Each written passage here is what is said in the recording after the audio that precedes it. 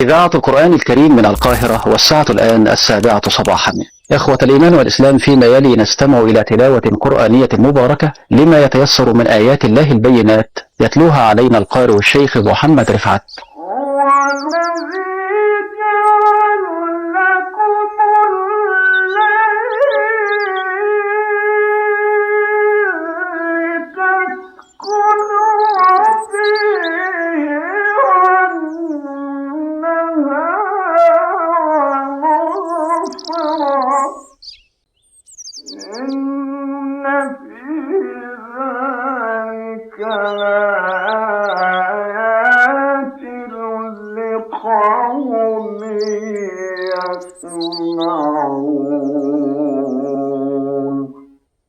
إذاعة القرآن الكريم من القاهرة.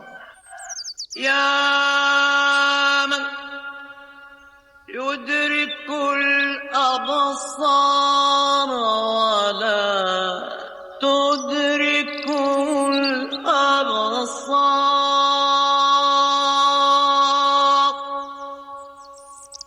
يا من أوضع الكنوز في بطون القفار،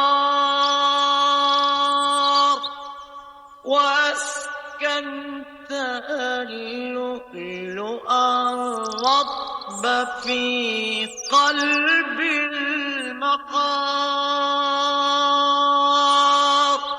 ربنا ما خلقت هذا باطلا، سبحانك فقنا عذاب النار.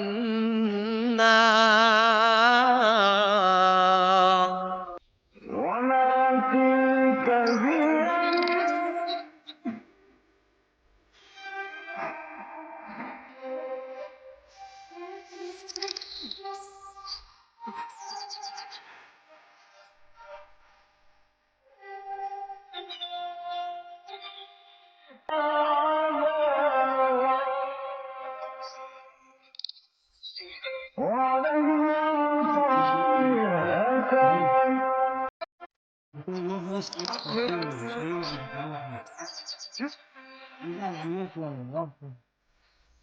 خشت لحدهن سعي عن نفس